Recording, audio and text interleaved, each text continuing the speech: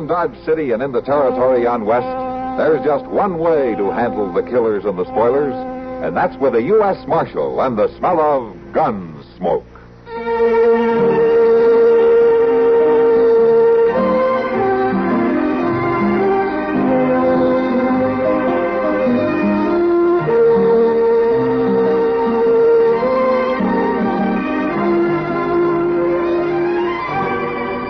Gunsmoke, starring William Conrad, the story of the violence that moved west with young America, and the story of a man who moved with it. I'm that man, Matt Dillon, United States Marshal. The first man they look for and the last they want to meet. It's a chancy job, and it makes a man watchful and a little lonely.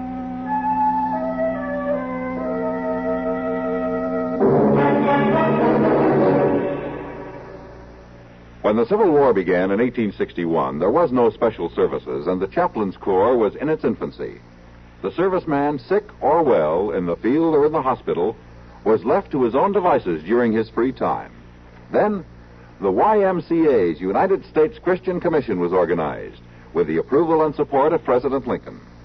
Some 5,000 volunteers, men and women, gave spiritual, moral, and medical relief to soldiers and sailors of both sides, as well as prisoners of war.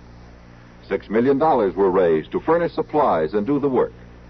They saved the lives of hundreds of fighting men and gave themselves untiringly. Today, along with the Civil War's 100th observance, the Armed Services Department of the YMCA is observing its centennial. Through the years, it has continued to serve our armed forces in this country and overseas. We salute the YMCA on the 100th anniversary of this work and for its services to young people of all races and creeds around the world.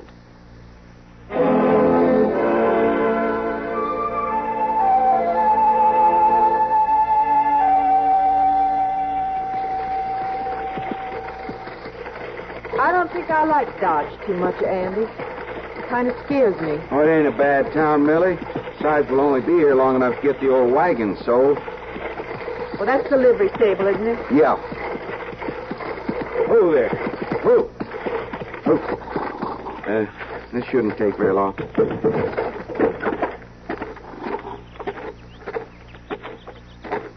Hello. Hello, stranger. You run this stable? I own it. Moss Grimmick. Well, I'm Andy Coe. I had in mind to sell my wagon. Oh? I was told you might buy it. It's a good wagon. A little old, maybe. You must be kind of broke. We just moved into a shack down by the Arkansas, and we're looking to get a start somehow, but we need a little eating money till I find a job. I'll sell the wagon cheap, Mr. Grimmick. Well, maybe I can help you out. Let's have a look. What's that? Well, something spooked that team. They're running wild. Pull it! Pull back! Pull out of it! Pull out!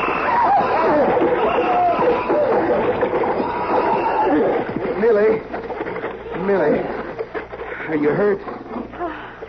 I'm all right. Are you sure? Let me help you down. I'm too scared. I can't. Shaken up so much. I should have jumped. Who was that man driving the team? Ed Fallon. He runs a freight line here. Now, Andy, don't start trouble. The woman's all right, isn't she? Can't you handle them mules, mister? Now, Andy. You do that on purpose? Of course I didn't do it on purpose. Some drunk come out of the saloon and spooked him. I feel terrible about this. Well, man. you ought to feel terrible. You nearly killed her, you darn fool. Andy!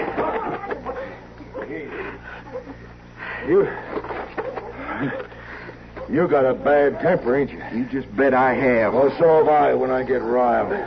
I'll fix you good for this. I'm waiting. Andy, stop it. Next time, you better be wearing a gun, mister. Oh, now you're threatening me with a gun. No, he isn't. And you're not going to start wearing one either, Andy. Well, we'll see about that. What's the trouble here? Well, hello, Marshal. Chester, it's a good thing you've come. Now, this man's threatened to come after me with a gun, Marshal. He smashed into my wife with his wagon. He didn't do it on purpose. No wonder he didn't kill you. He didn't kill me, though. I'm not even hurt. There's no cause for all this trouble. He shouldn't be driving mules if he can't handle them. What happened, Fallon? That cowboy spooked my team and they run off. I couldn't help it. Well, you sure ain't done their wagon much good. We were going to sell it, too. Oh. Well, I'll tell you what. I'll pay for it. What's it worth? Never mind about that. Would $20 cover I it? ain't asking for money. I'll take it. We need that money. Why, sure. Sure. Here you are, man. Thank you. You're pretty broke, are you? We're broke, all right. Maybe I can help you out. I'll give your husband a job, starting tomorrow. Andy, you here? Yeah. Yeah, I hear and I don't like it. Why should he offer me a job? It don't make sense. My gracious, Mr. Fallon's just trying to be nice to you. Looks to me like you could use a job, son. He's right, Andy. All right. All right, I'll try your job, Mr. Fallon, but probably not for long. You sure don't make it easy. Anyway, my office is right over there. I'll see you in the morning. And, good day, ma'am. Good day, Mr. Fallon. Why, you see? It worked out fine, Andy. I sold a wagon and you got a job. Yeah. But I don't like that man, Millie. You got quite a temper, son. Why don't you just relax and take your wife on home, huh? Yeah. Yeah, sure. Come on, Millie. Goodness me, he sure is a hothead, ain't he? Yeah, and a temper like that can cause a lot of trouble. Especially with a wife that pretty.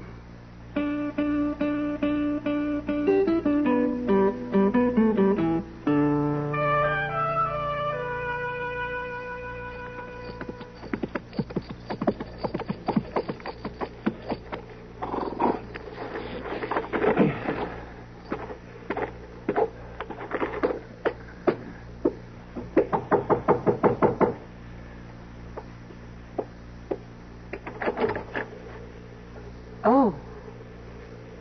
Mr. Fallon.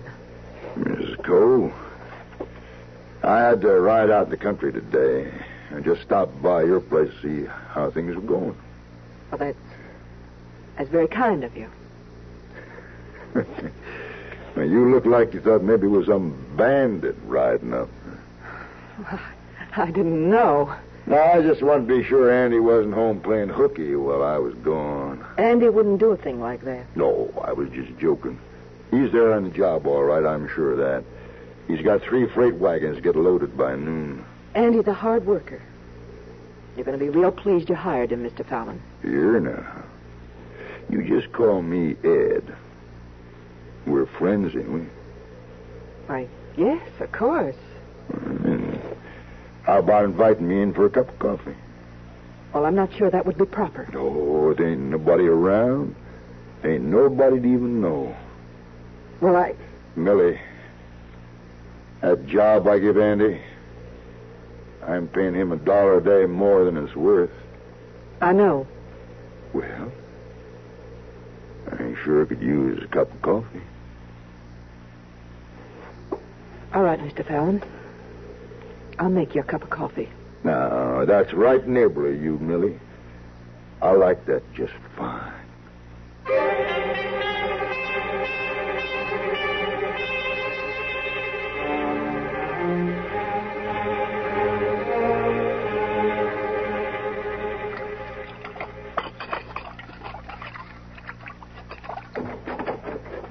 Hello, Millie. Oh, Andy. I didn't hear you ride up. No? What are you looking for? There's been somebody here. What? Oh, maybe he was still around. I don't know what you're talking about. I seen tracks outside, boot marks. Well, they're yours. No, they ain't mine. I don't wear Spanish heels. Now, who was here, Millie? Nobody was here. What's got into you anyway? Now, don't you lie to me. You've never lied to me. And I'm not lying now. Andy, you've been drinking. I never drink, and you know it. Who was here today, Millie? Nobody. Nobody was here. Now, I won't stand for this, Andy. Well, I won't stand for it either. Where are you going? Andy. Andy, put that gun back. Put it back, you hear? You're covering up something, Millie. I'll find out who it is, and then I'll put the gun back. Not before.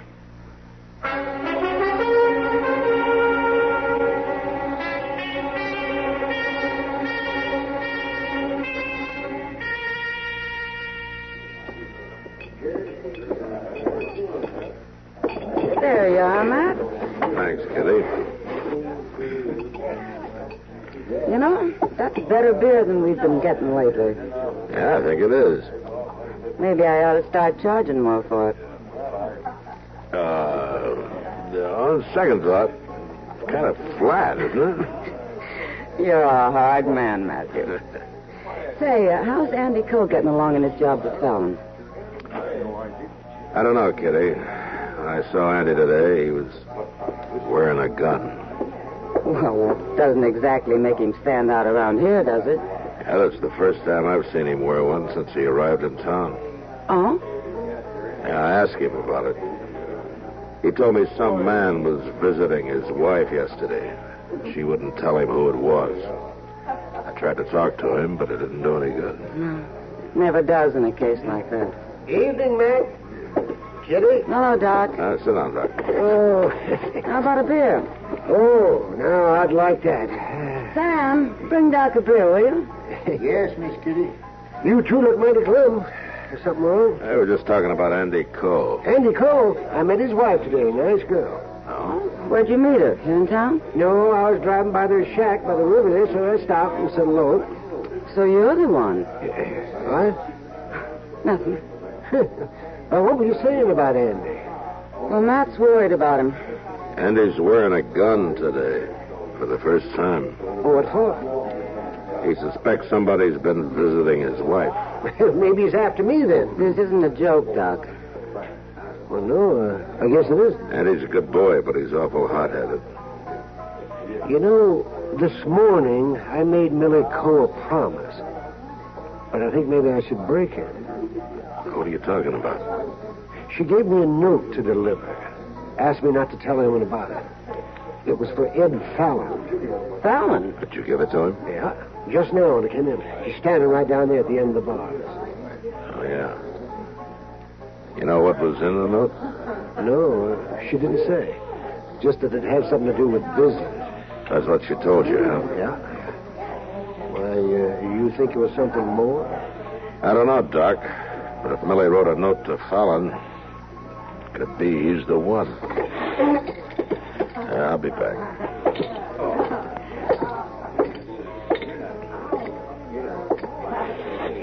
Fallon? Yeah? Oh, Marshal. It's on your mind. I want to talk to you about Millie Cole. What? Have you been seeing her? What business of yours would I do, Marshal? I'm trying to stop a killing, Fallon. I thought you might want to help. I believe in law and order. You know that. Then keep away from Millie Cole. Now, look, Marshal. Andy's wearing a gun, Fallon. You saw him. If you have been seeing his wife and he finds out, he'll kill you. You seem to know a lot about this, Marshal. Enough to know that you got a note from her, did they? That note had to do with business. Whatever it was, I'm just warning you. Stay away from her.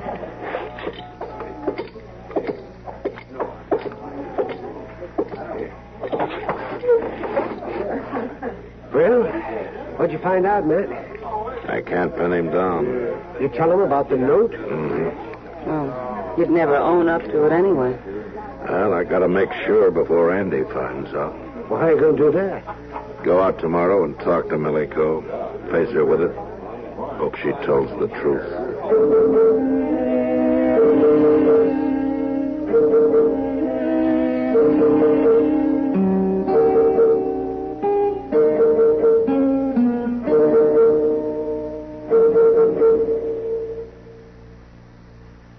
I learned to jump double Dutch today. It's fun. What, Susan, is double Dutch? That's jumping with 2 ropes at a time. Anyone knows that. Uh-huh. Thank you. Susan is one of the lucky ones, one of the healthy, normal children we all give thanks for. She can run and skate and even jump double Dutch. But there are over 250,000 other children in the United States who can't. They have cerebral palsy. They will never take part in active sports, maybe not even walk, but they can be helped.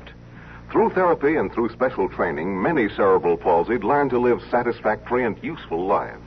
There are 344 local affiliates of United Cerebral Palsy, who support the hundreds of programs in hospitals, clinics, and special schools that are so needed, United Cerebral Palsy asks you to help.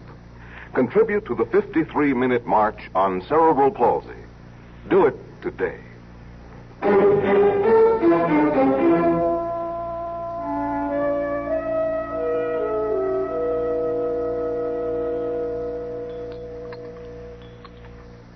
More coffee? No, thanks, Millie.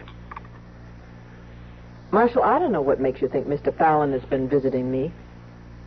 Andy's wearing a gun, Millie, and he means to use it. I know. Was it Fallon? Nobody's been out here except you and Doc Adams. Andy doesn't believe that. Do you? No. Marshal, it's true. What's the matter with you men? Don't you take a woman's word for anything? Andy. No. Marshal Dillon. You're about the last man I would have suspected, Marshal. Andy, wait. You stay out of this, Millie. You just keep your hands where they are, Marshal. You're making a mistake, Andy. You've already made yours, and it was a bad one, a real bad one. Now, you listen to me. I'll kill you, Marshal. I swear I will. Andy, it wasn't a marshal. No? Andy, I think it was Fallon. Fallon. I came out here to prove it if I could. And how are you going to do that? By facing Millie with it, she's a poor liar, Andy. Was it Fallon, Millie? There wasn't anybody out here. You're lying. It was Fallon. Who else would it be?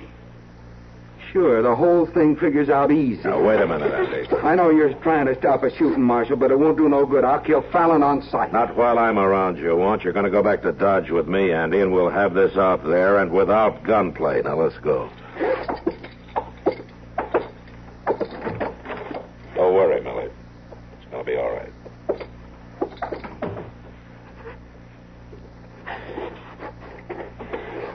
Andy.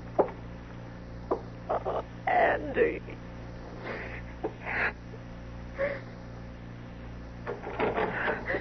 Andy. You. It's me, all right. You surprised? We're both here. Andy and the marshal. Yeah, I seen them. I've been waiting for them to leave. How long you been here? Long enough to see Andy ride up. He knows it was you. He knows you've been visiting me. The marshal told him. The marshal told him. What kind of a lie is that? It's true. You told him, Millie. Nobody else could have. You got me in a fine mess now, hadn't you? I wish I had told him. I wish I had. You're no better than the rest of them. Prettier, that's all. You get out of here. Not quite yet. First, I'm going to teach you a lesson. I'm going to teach you to keep your mouth shut. Get out of here. Like I said, not quite yet.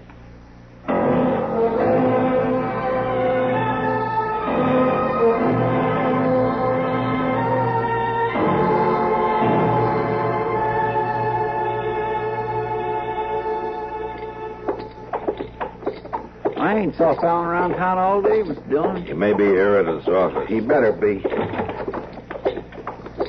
Well, Andy, where you been? I looked everywhere for you. Where's Fallon, Jenkins? I don't know. Take a look out back, Chester. Yes, sir. Maybe you wouldn't mind telling me what's going on here, Marshal. Like Andy said, we're looking for Fallon. Well, Fallon's going to be looking for him. He finds out Andy's been loafing on the job. Fallon's paying Andy too much money as it is. Not for long, he ain't. You're getting $1 a day more than you're worth, Andy. Whose idea was that, Jenkins, to pay him that money? It wasn't mine. I'm only the clerk here.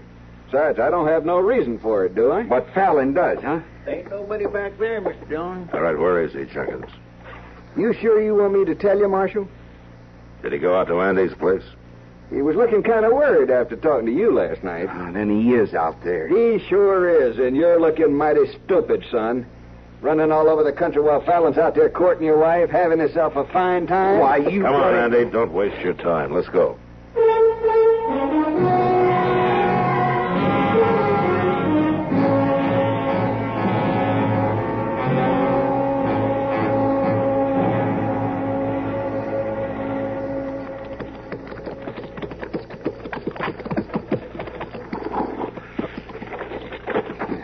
see no horse. He very much come afoot. I just got a feeling that there's something wrong. Andy. Millie. Millie, what happened to you? Andy. Well, what happened? Are you hurt? I'm all right. Fallon. Where's Fallon? He's here. I know it. Now, where is he, Millie? In there. In the house. Fallon. He got shot. Who did it, Fallon? Who shot you? Millie. Millie? I tried to beat her. She shot me. I ain't doing so good.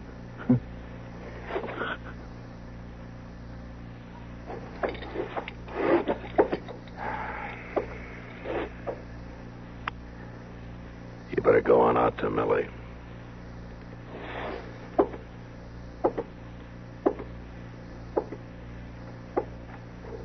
Millie? Millie, I was wrong not trusting you. Why didn't you tell me that first day? I didn't want any trouble, Andy. But I was wrong, too. For not telling you. Well, the trouble's all over now. I was going to the river to wash. And I heard you ride up. Come on. I'll go with you.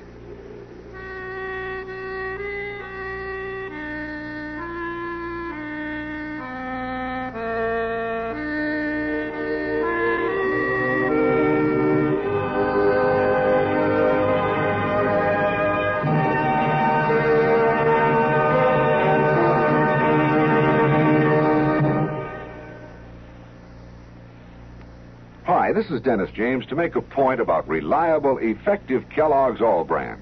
Repeat after me, please. What do you want when you need brand? What do you want when you need brand? Reliability. Reliability. Now, what do you get in Kellogg's All Brand? What do you get in Kellogg's All Brand? Reliability. Right. There's nothing like the reliable Kellogg way to get the effectiveness you want from brand. Kellogg's All Brand is the real Battle Creek formula with more of the vital brand bulk to help you keep regular. Low in calories and mighty appetizing. That's Kellogg's All Brand.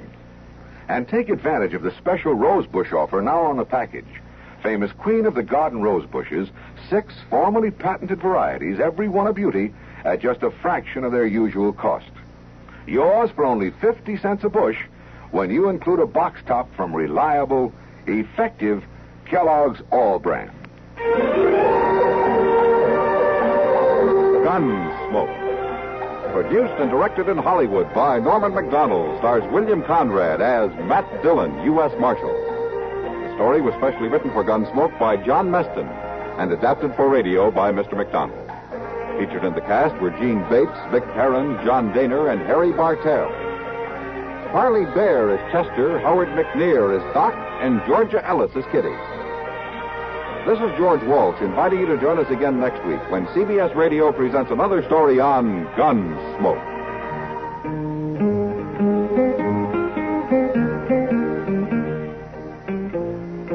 Have a Happy Habit, Sunday through Friday with Bing Crosby and Rosemary Clooney on the CBS Radio Network.